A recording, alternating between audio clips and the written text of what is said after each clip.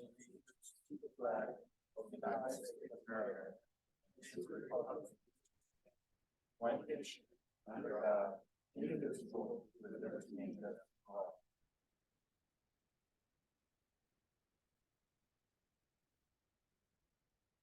Yep, next, we have a roll call.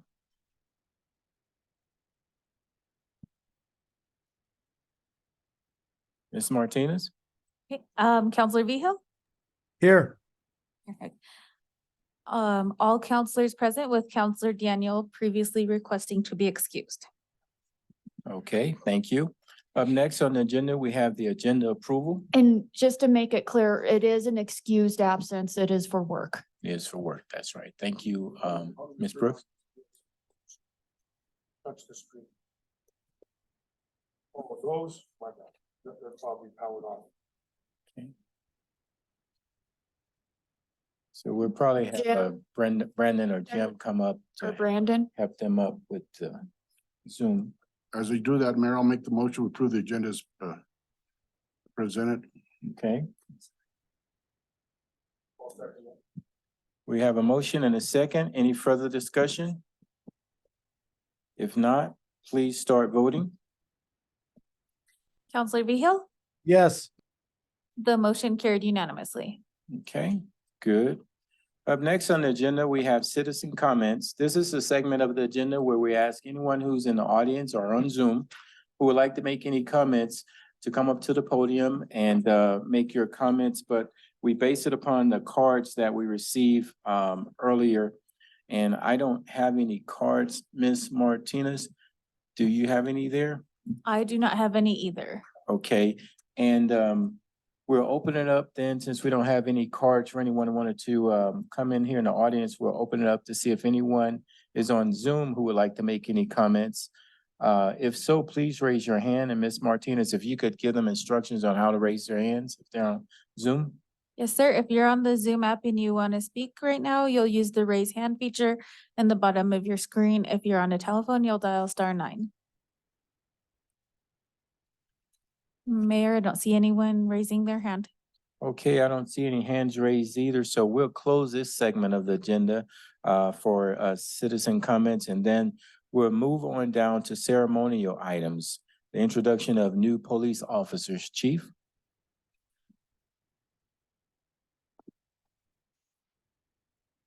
Mr. Mayor, City Council, it's an honor to be up here tonight to introduce 3 of our newest officers.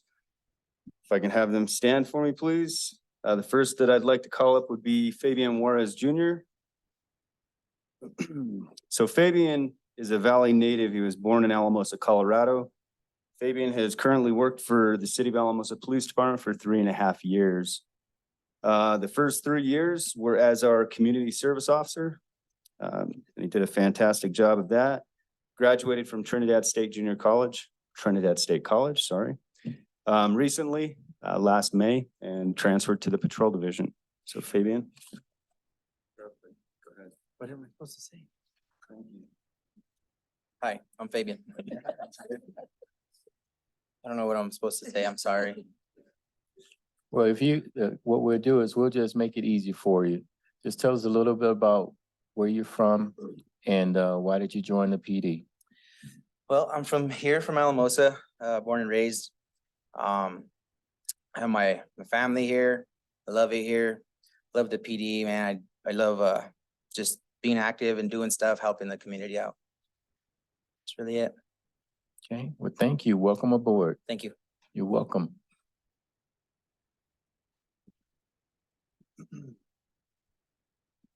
Okay, so next up is new officer Tristen Crowther. Tristen was born in La Jera, raised in the Conejos County area, went to Centauri High School. Tristan's got a little different history as far as getting into law enforcement. Almost his entire family's in law enforcement. And I've actually worked with his family for quite some time, as his father is the sheriff in Conejos County. He also just graduated the Trinidad State College Police Academy. And we are honored to have him here tonight and with our department as well. So you're up, buddy. Mayor, City Councilman, it's an honor to be here, and I just want to thank all of you guys for the opportunity that you've given me. Thank you, Tristan. We wish you much success and best wishes to your family. I know most of them as well. Thank you. You're welcome. And last but not least is Leonel Sarmiento. Mr. Sarmiento is from Blanca, Colorado. He is married and has one daughter. He also graduated from this last academy. So we're honored to have the academy here since we're getting quite a few from the academy.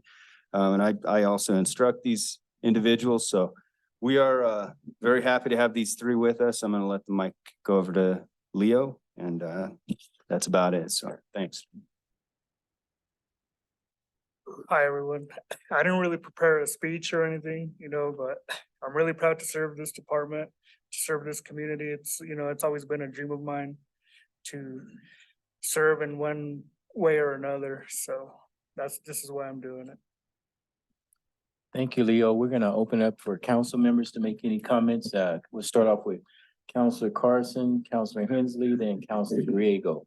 Go ahead, Councilor Carson, followed by Councilor Krebs. Just want to tell you guys, welcome aboard and welcome to the city. Keep yourself safe out there, and thank you for doing what you do. And welcome to the team. Thanks, guys. Thank you, Councilor Carson. Councilor Hensley. Also, same thing, welcome. It's awesome to have all three of you being local on top of everything. I know these are challenging times, and obviously not everybody always wants to be a police officer, but I have to tell you, I am super thrilled that you're here to protect us, protect our city. I'm proud of each and every one of you and wish you the best. If there's anything I ever can do, let me know. Thank you, Councilor Hensley. Councilor Griego. Thank you, Mayor. You're welcome. I too would like to welcome you guys. I had two questions. For the Hispanic officers, do you guys speak Spanish? Do you understand it? Because right now it's almost 50% Hispanic here, and not only in the valley, but here in Alamosa. And also, I've been here 40 years, and for the longest time, we've been trying to find a way how we could get the community back and this friendly, instead of when you see a police officer, you're not scared they're gonna come arrest you. It should be here comes to save us or something, And I've gone down the street and you're supposed to be watching it, and I'll wave. Nobody waves. So does that tell me you guys are watching the street or not? And I've talked to the chief about that. And I've talked to the chief because I've talked also to the highway patrol. And you wave at the highway patrol, they wave back. No, but I'm serious, and it's not a laughing matter, because you have to have that rapport with the community, and if you don't have that rapport with the community, and the chief's been here as long as I have, and we've tried to build that rapport with the constituency, and I just like to say, and sometimes I write the number down on the cars, because we got the number of cars, and I try to get back to the chief, but sometimes I space it out, so.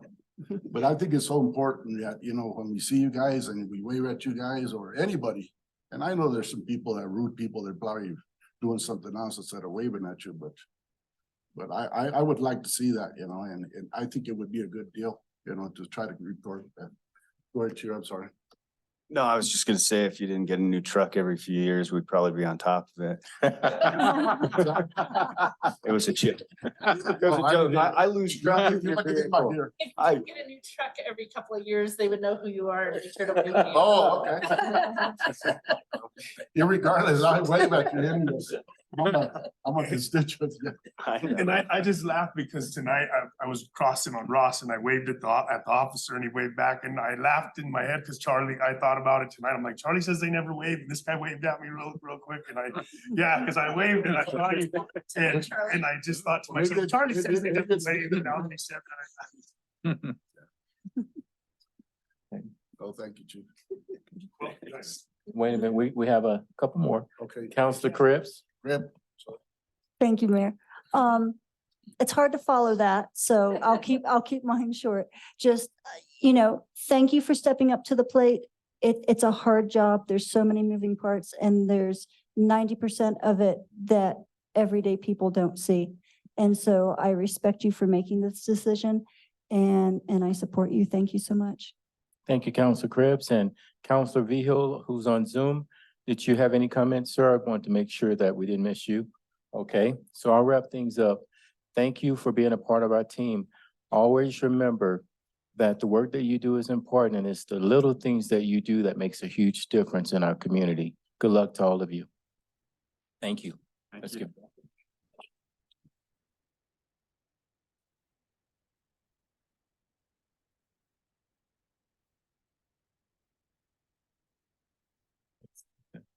All righty. Okay, that brings us to the next item on our agenda, consent calendar A.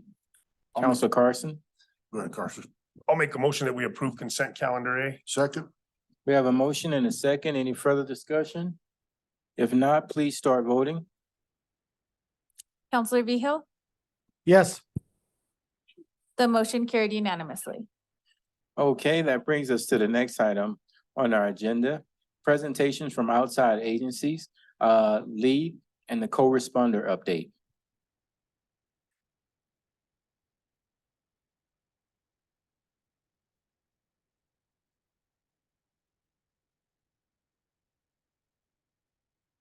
Good evening. Good evening. Thanks for having us back again. I have standing next to me our newest case manager. So as always, we bring our new case managers so you guys can meet who was part of our team. I'm actually going to just let him tell him a little bit about himself. Putting you on the spot. Put on the spot. My name is Trent Mills. I'm excited to be here. I've joined the CRP team. I used to work over at Crossroads Turning Points for 15 plus years. So changing things up a bit. I've been in the Valley for over 20 years, and I'm excited to be able to provide resources and support. So I'm glad to be here. Welcome aboard, Trent. Thank you.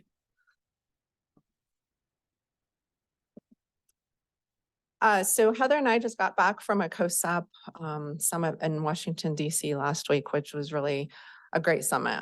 We learned a lot, heard some great presentations, got to meet some other sites, hear what's going on in the country around diversion deflection, and just be part of that is exciting, hearing what's coming down from the federal government as far as changes in some laws and things like that regarding to helping people who are struggling with substance use, mental health issues, and trying to get them more connected to helping those issues versus, putting them through our traditional system. So I enjoyed it, and I don't know if there was anything you wanted to add to that piece. Okay. Also, I just wanted, as always, give an update about our referrals and kind of where we're at right now. So today, our time this year from last year, our referrals have increased by 617%, which is phenomenal and huge. And again, I contribute that to all of our partners' willingness to collaborate, willingness to help people reach out and work with us too as a team. Working together to help people has been really significant, and the impact that we're able to provide and the people that we're serving. So as you know, we do our lead program with the lead funding from the BHA. We also have a federal COSAP grant that we've had since 2019. And so since then, 13% of those referrals from COSAP are from that pathway. And when I say that pathway is really geared towards more of our healthcare providers and getting referrals from our community partners through the healthcare sector. And then I know I've shared in the past as far as our referrals with our pregnant ladies, and because of our ability to implement the COSAP pathway and work with our healthcare providers, 8.3% of our referrals have been pregnant women. And then 60% of those were homeless. And so talking about a significant impact for a parent, and also trying to get them connected to resources. Many of those as well, we've been able to get them to treatment with their child. So then there's no separation of the child with the mom, so they can maintain that family unit and that bond, and helping them transition back into the community once they've completed treatment, and then finding them housing. So once they're back here in the community, helping them stabilize by finding them stable housing.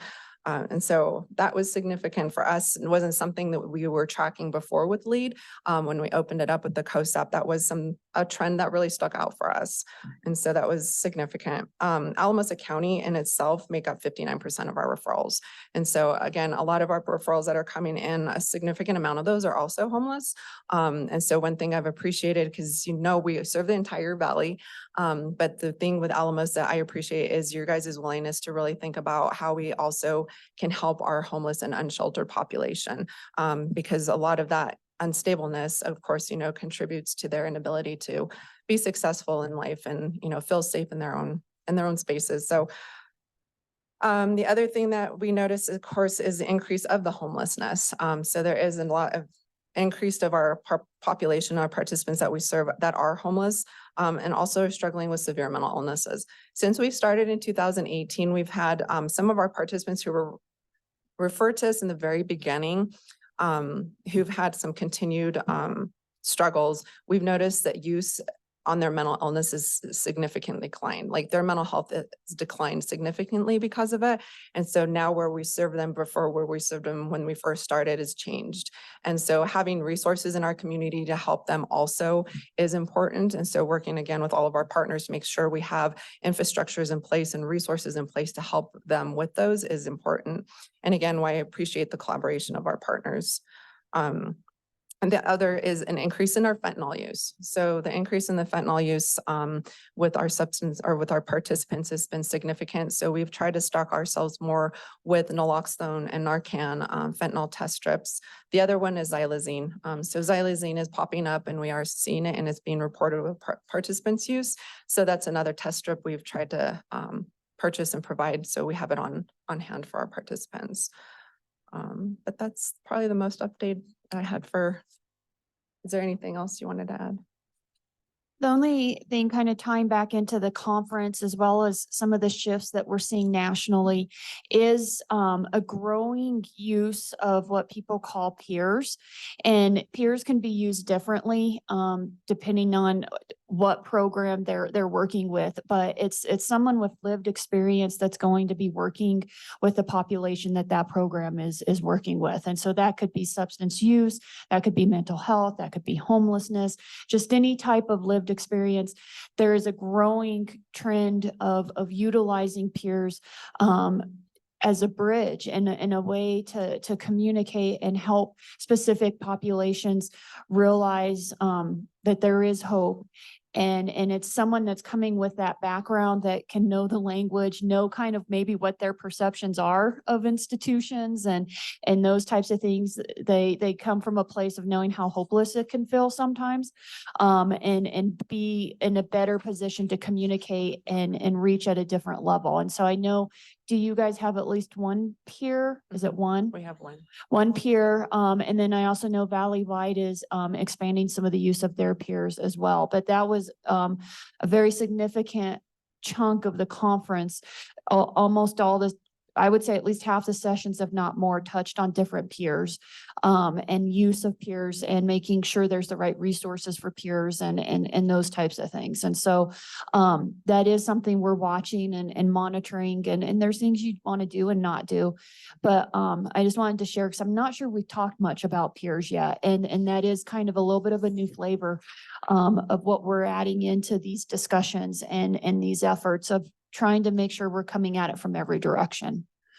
So, and they do have a significant impact, being able to have that lived experience to relate to someone when they're struggling and there might be fears of wanting to reach out for help or they're scared. And so having somebody with that experience has been beneficial for our team. And I know our co-responder has also really appreciated being able to utilize him when he has people he wants to refer over. The only one last thing I will say is because of the significant increase in our referrals, I do like to keep our case managers' caseload fairly low just because of how intense it is for our participants and the work that we do with them. Right now, my case managers are averaging between 18 and 25 people per caseload, which is why it's nice to have Trent come on board to help us out. And we will be hiring additional case managers. So again, the increase in referrals is a good thing for us, but the need is definitely there. So. And then before we jump to co-responder, Carrie did talk about the percentage that are homeless, and it just, we are in this housing crisis, and it's for workforce housing, it's for housing that's at 250,000, but it's also for housing as you're trying to exit homelessness and try to stabilize and try to do those types of things. And I know it can be a political hot potato, but when you talk to our key partners in the community, and by key partners, it's our partners who are involved in the justice system, our partners who are involved in healthcare, social services, anything like that, this need for housing is very, very critical. And to try to start repairing some of the other items and connecting to resources on a regular basis, it's almost impossible to do that without housing. And so I know with our CRHDC project, that's not entry level, but it's the workforce and the amount of that housing project, as well as the airport housing project, that can be targeted more for those that might have barriers into getting into the market housing, are some really critical first steps. And we can put resources to trying to help. But if everything's not there in our community, it's hard to pull yourself up by the bootstraps type of thing. Okay, thank you, Ms. Brooks. We have Counselor Hensley that has a question real quick. Okay, and then we still have the chief or Wait, hold on, after co-responder as you- well. I can wait. till- Okay. Okay, all right, go ahead. I'll be quick. Obviously with the increased need to serve individuals that are suffering from mental health disorders, our co-responder program is extremely busy. I'd love to give you guys numbers right now. We're in the process of working on those, but what I can tell you is they've been called out numerous times a week. But on top of that, they also follow up with the individuals that they work with. So, and we're constantly having meetings to better relationships with our outside resources. So I think we're doing a pretty good job with that. Obviously, I think the stats I looked at from LEAD, our co-responders probably have the biggest number of referrals to the program currently. So, and that program's becoming pretty important to the community as of right now. So these are options that we didn't have in the past. And I really think it's important that we keep going the direction we're going, because it is helping the community. It's helping a certain population, and it's helping my officers. It's helping dispatch. And that's something that we need, because our call volume's a little high for a small department, but it has helped. I just want to share, I think the chief is fielding calls from other law enforcement in the valley, also struggling on these types of calls and mental health and how to address it. And so he's working with other agencies. But I know as he shares with me, dispatch, in addition to our officers seeing the most immediate impact, I bet dispatch is probably the next, because some of these individuals might be calling dispatch 20 times a day. And if you can imagine the drain of resources and just the frustration of not being able to do anything for that individual, both for dispatch and the officer, being able to have this as an alternative is something that's very helpful. And as we started on this path, one of the things we knew we were struggling with is how do we navigate between when there's a more extreme need from a mental health to get them that medical help. And there have been instances where some people have been hospitalized type of situation, and that to be able to navigate that for the health and safety of that individual is a really big, complicated thing. And so they're taking some of the lower level all the way up to trying to navigate those more serious ones as well. Yeah, I mean, I guess closing, it is extremely nice to have individuals that are professionally trained for this type of lingo, which I'm not exactly trained for, so it can kind of go right over my head sometimes. But to have the co-responders, there with us and understand that type of lingo, it's fantastic. So I couldn't ask for more, other than keep this program going, because we need it. So thanks. Appreciate your time. Thank you. And I'm gonna open, are you all finished before opening up the mic to council? I think Counselor Hensley, then Counselor Carson. Next. So I'm curious, so thanks for all you're doing. How do you measure success? Like when, like what level do you say, okay, this was successful? And I guess just sort of that idea, obviously I have to assume it's not 100%. So is there a point where you're like, okay, this isn't working? I'm just curious a little bit how that works. Yeah, so it's very, very individualized. So it depends on each individual person, because our case managers truly are meeting everyone where they are in their situation. And depending on what their needs are, really depends on what that looks like for them, because everybody's goals are different. So it is very individual based. Their goals are driven by what they need, what they want. It's not driven by what we think that they need. And so trying to measure that is hard just because everybody's different. As far as individual base, when we're talking about caseloads and how we measure that, because again, as you guys all know, there's no ending graduating date. And so how do you know when they're done, right? So one thing I've always said is our motto for our team is to do for, do with, cheer on. And in the beginning, it's really to try to help them figure out what it is that they're needing to become more stable. And once they figure that out, it's to teach them the skills how to do that on their own, so they're not dependent or going out and creating harm in the community, trying to meet any unmet needs. And so teaching them skills, budgeting, how to make appointments, how to advocate for themselves when they're going out in the community. And then once they're there and we are there just to support them and they can take off and fly and do on their own, then we're just the cheerleaders in the background. And we're just there to support them. And, you know, if they stumble and they fall, they know they can come back, and we just help pick them up and carry them forward again. And so it's just maintaining that stability for themselves so that way they can stay on their own path. And we're just there to, you know, support them. So I think the other key part, and they trained us on this from the very beginning, but it's something we always have to remind ourselves is there's not going to be statistics. It's not something where we're going to say 80%, you know, have achieved X type of situation. And so everything Carrie just said, but we've also tried to modify a little bit of what we're tracking to have better language as we communicate with the public. And so some of it is, can we at least just say within this quarter, we've had 5 positive life outcomes, and a positive life outcome could be they secured housing, or they secured a job, or we've been clean for 30 days, or, you know, it could be different things type of situation, but we're also tracking where there might be a setback, because it is not going to be a linear type of trajectory type of situation. And so, one of the things I actually wrote down from the conference, and because it was said a lot of different times, but this one person said, as someone who's working with these programs, you have to get comfortable knowing there's going to be more losses than successes. But these are challenging issues. And as a society, our structures weren't set up, and these are the ones who were falling through those cracks. And so you have these major institutions that know what they're supposed to be doing, but they're walled off. And we're working with individuals that for the most part have been falling in between that. And how do we lift them back up? And so it's hard. We're never going to have statistics to say 80% have done X, Y, and Z, but we're trying to get more to where we can say we've had 20 positive life advances, you know, this quarter, or 5, or whatever that might be type of situation. So we can have better language of, is it worth it type of situation. So if you don't mind, I have one more question sort of tied into this. So if I remember correctly, when we started this, part of it was because so many people it was the revolving door going into jail because they kept shoplifting or doing certain things.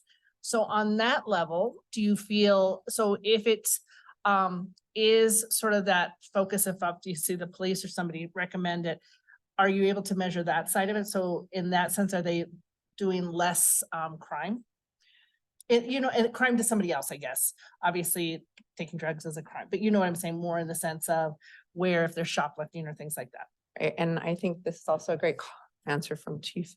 Sure. I mean, what I'm looking at are specifically Alamosa PD referrals. So there's only so many that I can actually look at you as far as, or give you as far as an actual example. I mean, I look at some of the referrals that I've made, and I could tell you that some of those, right, like Heather says, you're probably not going to get to that 80%, right? But some of these, yeah, we're not dealing with them anymore. And I mean, that's a big component to this whole project, is that we're not receiving these repeat calls, reoffending for these low offenses. So we have seen that, not with all, but we have seen a few here and there that we've made referrals on that we really have not dealt with again. Since the end of 2018, when we actually started this. But Carrie, I think you guys are tracking if they reoffend, right? But then also, since we opened up that pathway to come in, if a healthcare partner is referring in, they may not be having yet run in with police. But that's the point, is we want to, we want to stop it before we get to that type of thing. And our goal is, we want to keep communication with lead. And I think we need to work better on that as an agency. As far as contacts with clients, right? People that have already been referred into lead.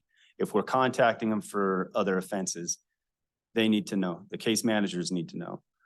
So we're trying. We're doing the best we can right now. Thank you very much. Okay, Council Carson? I just want to say thank you guys. You guys are doing a good job.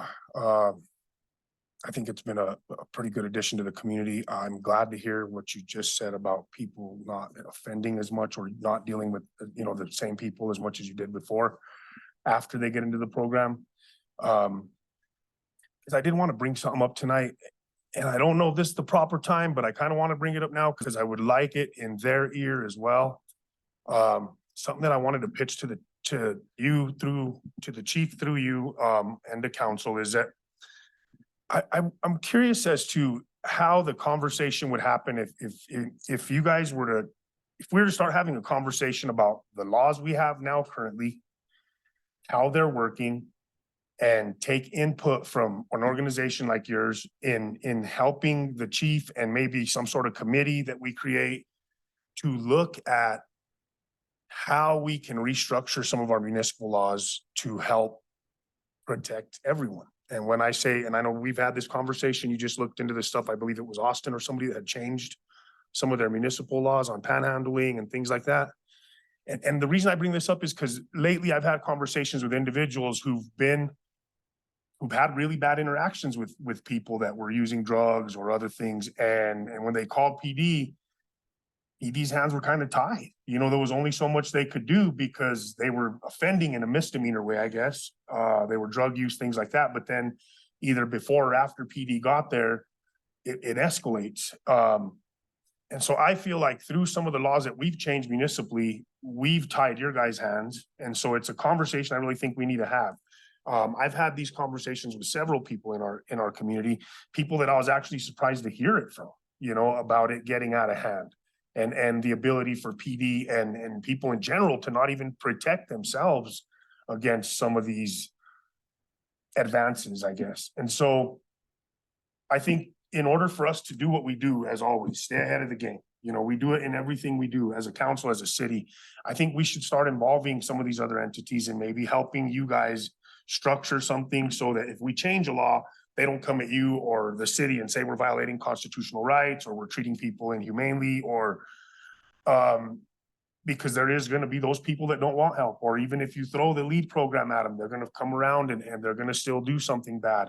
But I just want to know what that would look like if we started having those conversations. And if we do need to involve people, maybe officers don't want people involved in helping them change the law, or the city doesn't want people helping. But I think it's something we need to have a conversation about. Because I've had a lot more people approach me lately, and it's not just your normal panhandling or normal interactions in the alley with people. It's people that are using, they're seeing them, they're trying to either help them move on because there's kids around or whatever, and the people become volatile, and there's really nothing that anybody could do because they're breaking the law in a way that's minor enough for them to get away with it. So I guess what I would say is probably having this conversation offline would be most appropriate because we could have specific examples. But I think when you shared that information about the panhandling and stuff like that, as the city attorney explained, our laws already cover those items. And so those things that are being touted aren't doing anything more than what we already have. It's just covered in a different way. But the other issue that is very real and a very big frustration for our police department is the changes that occur at the state. And that's where decriminalization has occurred as far as, you know, if they do see someone shooting up, what they can do. And if you're in possession of a certain amount, that has gone up.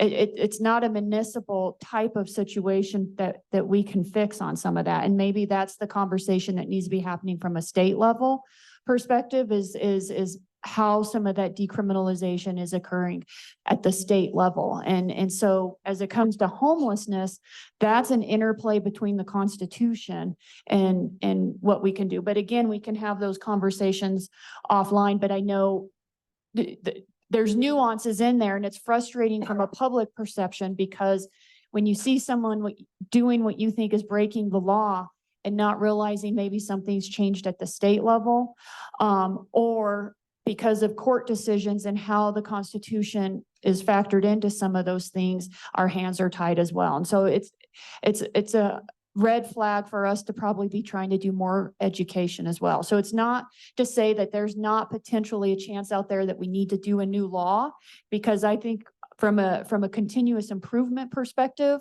there's always potentially something we need to look at. But just knowing from some previous conversations, I think that's probably where a lot of the frustration is coming from a community perspective.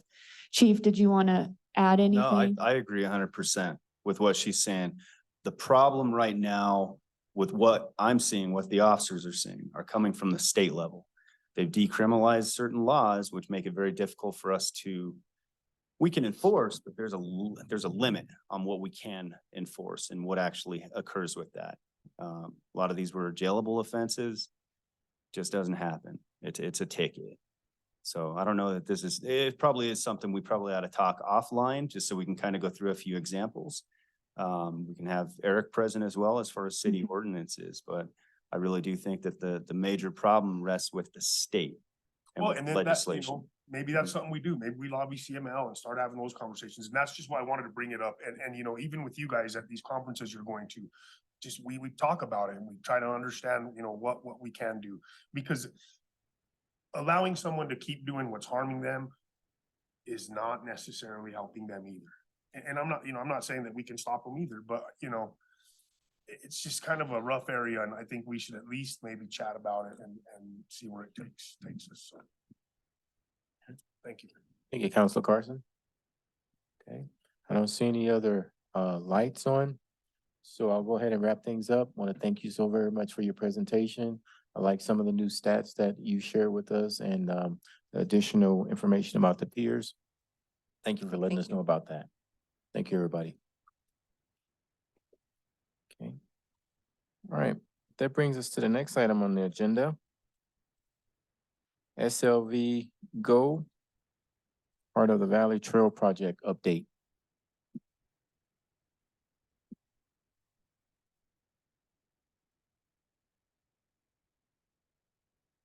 How's it going? Thank you so much for having me. This is more of a formal introduction rather than an ask. My name is Annie Altborg and I'm with San Luis Valley Great Outdoors.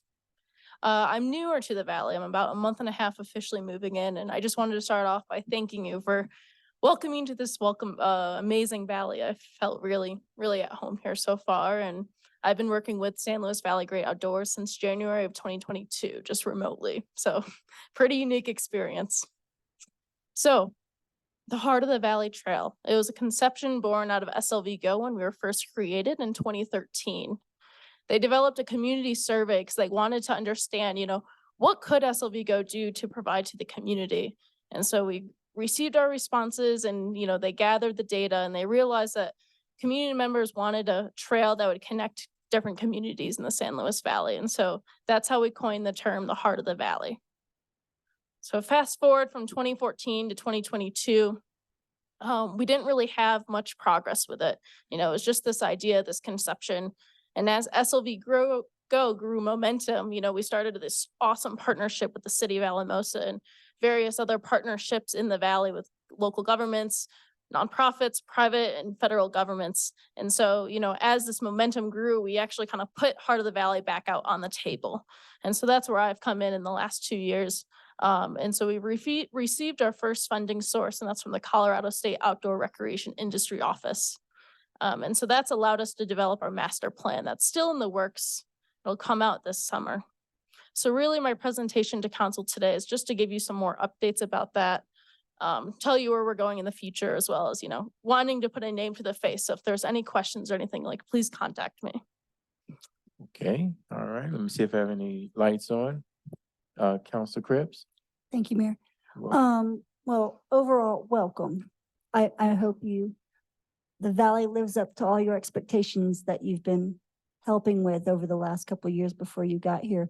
And I love the phrase, and I look forward to not only seeing what comes out of it, but hopefully giving the community an opportunity to volunteer to help as well. So thanks. Awesome. Thank you, Council Cribs. Council Carson. I just want to say welcome to the valley, and yeah, this project is really cool. I think when it comes to fruition, it would be a pretty good little jaunt. And yeah, I bet you it's a weird experience working remotely indoors for SLV Go, or yeah. But welcome and thank you. This is a really cool project. So good luck. Hopefully we could do something for it.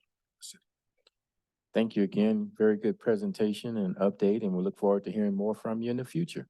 Awesome. And I just wanted to give a quick shout out to Rachel and Andy and Heather. You know, their partnership already in this process has been absolutely huge. And I look forward to continue to work with them again. All right, thank you. Okay, that brings us to the next item on the agenda, Main Street Committee update.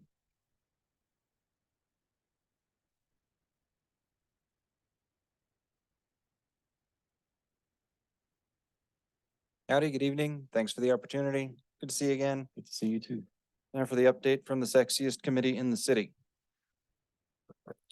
Couple of things we've been chewing on. It's been an interesting year for Main Street.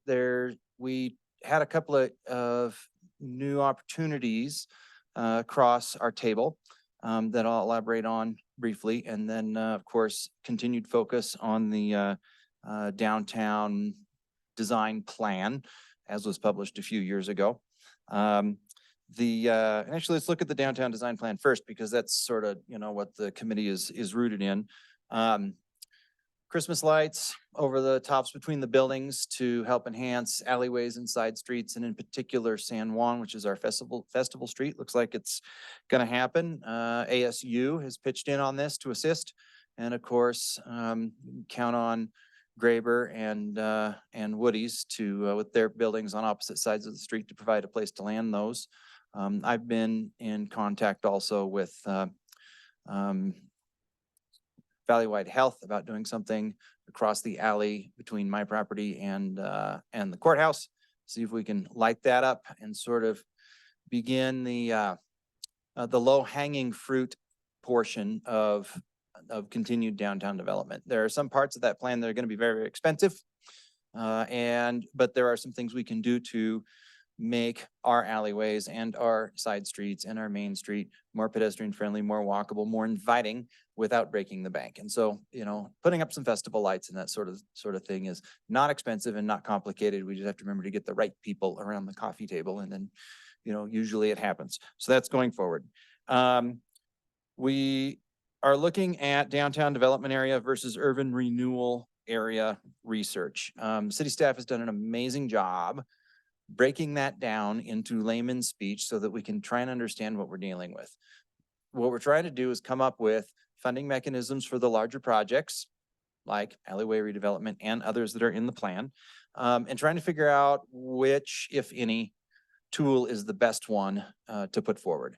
That one, particularly with the exceptionally warm reception that the Main Street redevelopment got, is going to be a little bit thorny. So we're pretty cautious and sensitive about, the effect on staff and the effect on council, and what we bring forward.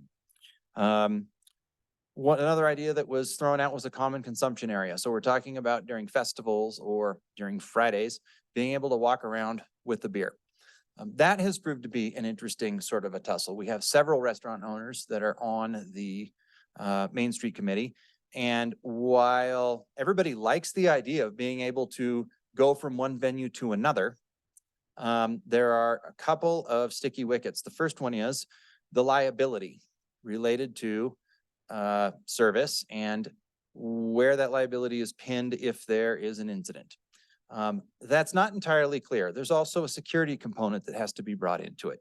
And that security component could be as simple as IDs and wristbands, or it could be as complex as paid staff walking the street. So we're trying to thresh those things out so we can decide if it's something we really even want to do? I'm a beer drinker. I love beer. And I'd like the idea of being able to go from one place to another. But I also understand that when there is more opportunity and more exposure, I mean, that's not absolutely the best thing at this moment for our community.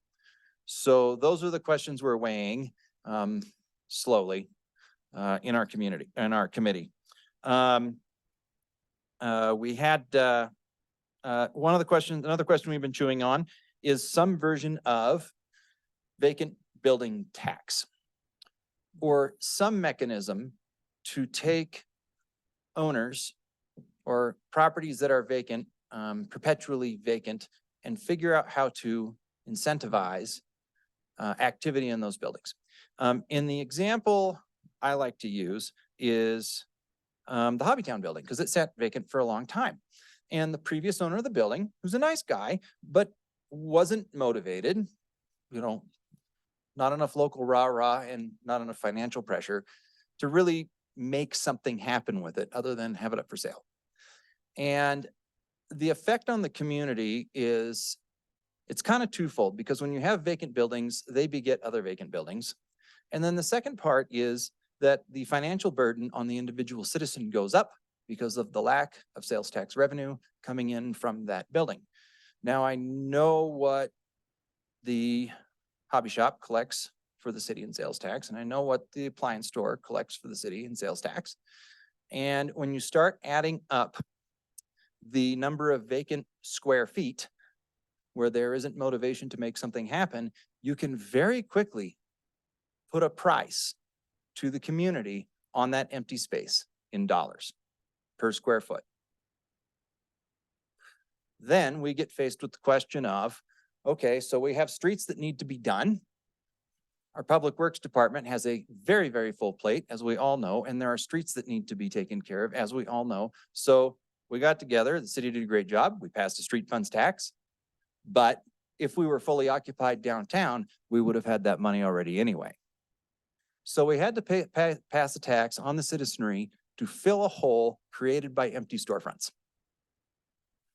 See how I connected the dots? Okay, so I'm a pretty conservative guy. So this one's a little bitter in my mouth because I'm trying to figure out, what do we do? How do we incentivize a property owner to do something with their private property? Maybe they don't want to, and maybe they're not motivated to. So that's a question that we're chewing on, because we have to balance the needs of the community with the rights of the individual property owners. You following? Okay. We also talked about food truck, the current food truck regulations. We tossed those around for a couple of meetings. We didn't think the current regulations really should change, but maybe some flexibility for special events like First Fridays. You know, that's open for discussion. Mr. Jason Trujillo said First Fridays he's normally packed anyway and has trouble keeping up with what's going on in there. Other restaurant owners I have walked down and talked to have said about the same thing, to be very careful about balancing, you know, the capital investment of a brick and mortar restaurant against a lower barrier to entry mechanism like a food truck. I think those are the high points for this year. Questions? Hey, thank you for that presentation. I'll see if we have any, we have Councilor Carson with his mic on. Go ahead, Councilor Carson. Just very curious, that math you did on the square footage loss versus the streets trust fund. I didn't write it down before I came. I just remember looking at it and going, wow, that's really close. Really? It's that Yeah. close, huh? Yeah, I was just kind of blown away when you said that, because that's a big number. It's a big number. Dang. Yeah, we need to do I will something not there. tell you with the microphone on what the number is for the appliance store, but I will tell you later. Yeah, And then you can connect the dots. Kind of shocked when you Yep. said that. So, I mean, It's a big number. Good work on that shocking information, because that does light a fire that I hadn't thought about or wasn't there, to be honest with you. That's Well, and then there's a counterpoint. I really don't want anyone telling me what I need to do with my property, even if I own it on Main Street. That's the conflict. Yeah, I got you. I would also add, in addition to the missed revenue concept, is if the buildings are not being maintained, and then the cost for the likelihood of someone wanting to buy it and invest that much more to Goes bring down. the roof into repair and all of that, because I know that was a huge undertaking for you as well, for as long as the building's set, Yep. really not being maintained. And so it makes it even harder to move those buildings and bring them into productivity. Well, I think there's a safety question also, because you get the maintenance question, and then people start getting into them. And then the degradation accelerates really, really quickly. I mean, we just saw this with the Walsh building. That's the poster child, right? Well, I was For just this gonna kind of ask that, thing. because, you know, Chief just did the training, and you saw huge differences between the buildings downtown, right? When you were looking at the roofs, like there was, and is that something that, because somebody's modernized one building versus one building still being that old, like because it hasn't been touched, I guess? I guess as they're buying these buildings and moving into them, are some of them being renovated up above and to bring them up to better safety standards?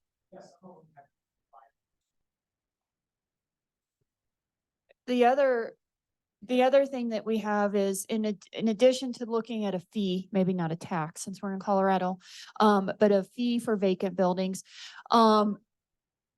Another thing that could complement it, another tool that could complement it is if a building's been sitting vacant for an X amount of time, so maybe a year, then maybe we need to have access from an inspection perspective. And that might be able to try to reduce the amount of neglect that might be happening. And we might be able to at least be made aware of some issues and spark some repairs to be made. So those could be two tools that go well together. Yeah, that's right. So one of the things we tossed around was, okay, so as a building is left to neglect and it decays, then of course it becomes, you know, almost valueless. The Hobbytown building was probably 2 years from being a pocket park because of the amount of water that was coming into it.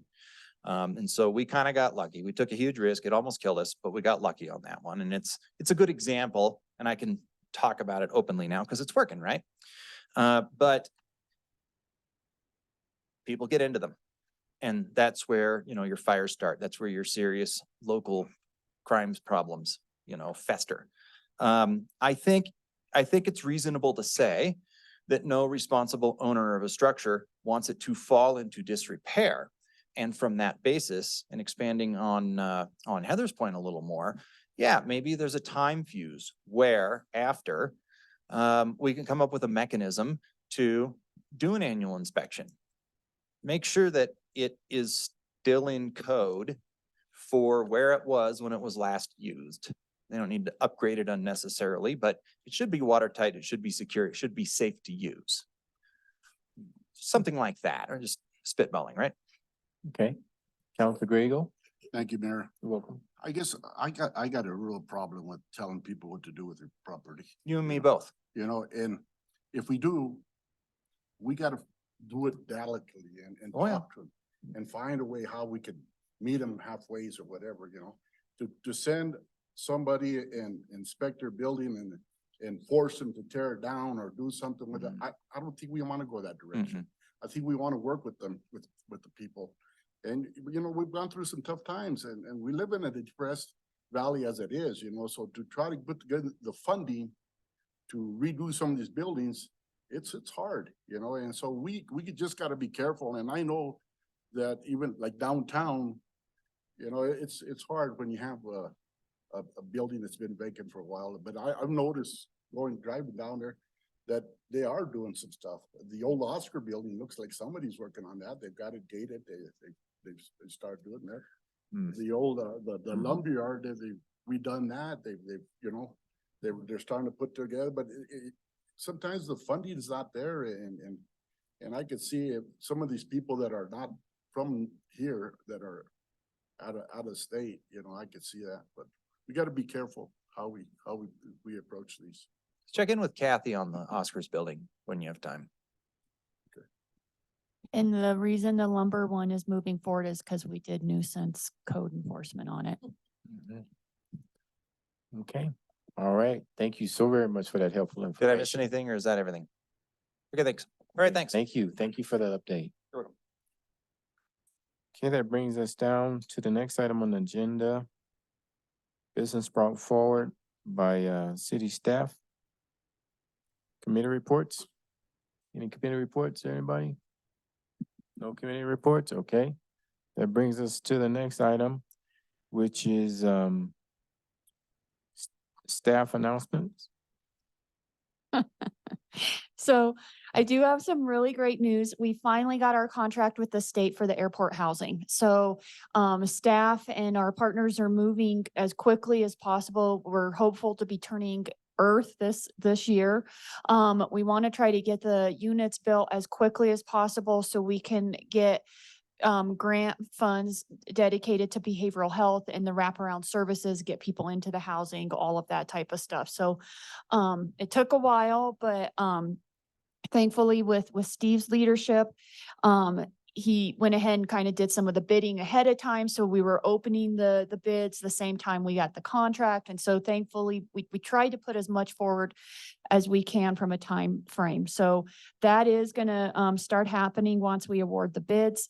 I wanted to let you guys know that we have this unique opportunity for the back 9 irrigation. As you know, Andy was successful in receiving $500,000 grant for that. When we made contact with the professional companies that do the work, they were booked until like 2025 type of situation, which doesn't work that well from a grant perspective. And it doesn't work as well when we started this year seeing the system really start to fail. I think we had 2 or 3 major breaks more. We had a lot of breaks that took a lot of staff time and kind of jeopardized the turf out there at the same time. So we have a unique situation. We did go out for a bid. The low bid had a community pull out. And so they would be able to do it this year type of situation, or else we're going to have to wait. So the only reason I'm bringing it up right now is they were 94,000 above what our budget estimate was and what you've approved from a budget perspective. I don't have time to get this before you for you to do a motion to say we authorize you to go 94,000 above. So I'm just telling you right now, we're going $94,000 above. Because if we wait till 2025, I can guarantee you the price escalation is going to be more than 94. And we'd have to figure out if we can meet our grant requirements at the same time. And the amount of staff time on fixing breaks in the back 9 is going to cost us more than that. So we're going 94,000 above, a $1.3 million project. So I wanted to share that. Next week, you guys need to drink some caffeine because we've got a busy week next week. And so I just wanted to make a reminder. On Monday, we are starting with the joint dinner with county commissioners. That's at 6 p.m. at Nino's. Tuesday is the CML District 8 meeting that's being held at Knee Knockers, and that starts at 4. Wednesday, we have our first budget work session. And so that's the meat of it. So that's going to be a important meeting, starts at 6 here. Then Thursday, you don't have to go to this one. So Thursday, you can have a night off. Thursday night is our public budget meeting though. So this is where we present kind of the overview of the annual budget to get some public feedback. Friday night is our art reception, which is going to be held at 518 San Juan. That's the new Boys and Girls Club office building right there. That's at 5:30. So that's where the public can come and meet the artists. We recognize our artists who are participating both in the rotated art as well as Art Fest, where they come with their tents and sell their art on that Saturday. We also present the Art Appreciation Award at the Arts Reception. And so that's Friday night at 5:30. And then Saturday is Art Fest all day. And then we do, going into the next week, you do have a work session before your regular meeting, which is a budget work session. And so there's a lot coming up. Make sure you drink your coffee because we got some late nights coming. The other thing I just wanted to share is from a code enforcement perspective, some of our trucks are getting kind of banged up going down alleyways or on certain streets, like our street sweeper or our trash trucks, because of limbs hanging lower than what they're supposed to. So we are going to be sending very nice letters out to property owners, reminding them of their responsibility to trim their trees to be above certain heights. It's a couple hundred locations. And so those letters are going to go out. It gives them plenty of time, like a month and a half to start making progress on it. And that they can call us if they have any questions. And so if you get any calls, we just need some of these areas, the limbs to be removed so we can get our vehicles in order to do city business. And so with that, I don't think we have any other staff updates. Okay, thank you, Ms. Brooks. This brings us to the next item on the agenda. We have council comments. I'll recognize the ones who have lights on. Go ahead, Council Krebs, and then Council Grego. Thank you, Mayor. You're welcome. Let's see, I have a couple. My first one is, my condolences to your canine. It was very sad. And, you know, my heart goes out to you guys. I know how hard that is and how difficult that is. My next one, I'm gonna phrase it nicely because I'm sitting up here on the city council and some of you guys are looking at me because you know exactly what I'm gonna talk about. There was an incident with flags on downtown. And it was upsetting. And it was very disappointing for me to hear that. But I also realized that it was not the community that did it. It was an individual or a small group of individuals. And so I always try to live my life by, is it fair to all concerned? And so I know that's one of the values that this committee and that this city brings, that we try to make it fair for all. And I am heartened by the fact that the flags that were taken down, that a cry went out to the community to say, hey, we need help replacing our flags. And within 24 hours, they got enough donations to replace all of their flags. Okay, so that makes me happy because that, for me, that's what Alamosa is. That's what this community is for watching out for each other and standing up for each other. I wanted to call it out. I wanted to bring attention to it, but I wanted to say that it doesn't define this city, and I don't think it defines this community at all. The actions of one person or a small group of individuals, I don't think it's something to acknowledge, but it's something to also move past and grow from. And I look forward to next year's events and just the continued growth of this community. So thank you, Mayor. Thank you, Councilor Krebs. Thank you. Councilor Grego.